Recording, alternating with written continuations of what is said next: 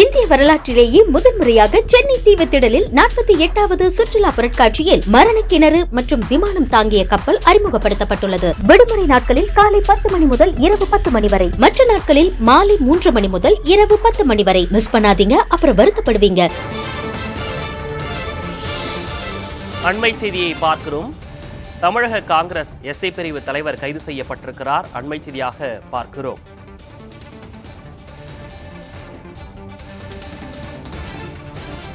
தமிழக காங்கிரஸ் எஸ்ஐ பிரிவு தலைவர் கைது செய்யப்பட்டிருக்கிறார். அண்மை செய்தியாக பார்க்கிறோம்.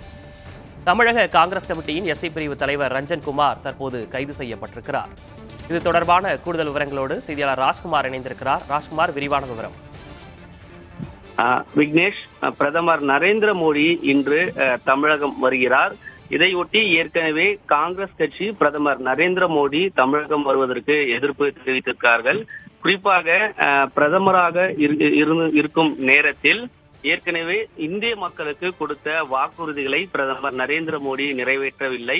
குறிப்பாக இளைஞர்களுக்கு கொடுப்பதாக வாக்குறுதி அளித்த வேலைவாய்ப்பு கிட்டத்தட்ட 10 லட்சம் வேலைவாய்ப்பு நிரப்பப்படாமல் தற்போது இருப்பதாகவும், அதே போன்று பொதுத்துறை மற்றும் மத்திய அரசினுடைய பங்குகளை விற்பனை செய்வதற்கு மத்திய அரசு நடவடிக்கையில் ஈடுபட்டு வருவதாகவும், அதே போன்று பட்டியலின மக்களுக்கான பாதுகாப்பு இந்தியாவில் இல்லை என்று பல விமர்சனங்கள் மத்திய அரசு மீது தமிழ்நாடு காங்கிரஸ் கட்சியின் எஸ்சி துறை மத்திய அரசை விமர்சனம் செய்திருக்கிறது.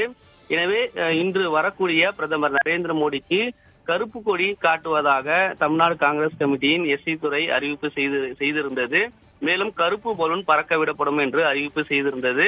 இதையொட்டி தமிழ்நாடு காங்கிரஸ் கட்சியின் எஸ்சி துறையினுடைய மாநில தலைவர் ரஞ்சன்குமார் முன்னெச்சரிக்கை நடவடிக்கையாக சென்னையில் அவர் இல்லத்தில் கைது செய்யப்பட்டிருக்கிறார். எந்த விதமான போராட்டமும் இயக்கமும் நடத்தாமல் காவல்துறை முன்கூட்டியே கைது செய்து அவர் வீட்டில் தற்போது தடுப்பு காவலில் வைக்கப்பட்டிருக்கிறார். விக்னேஷ், விவரங்களுக்கு நன்றி ராஜ்குமார்.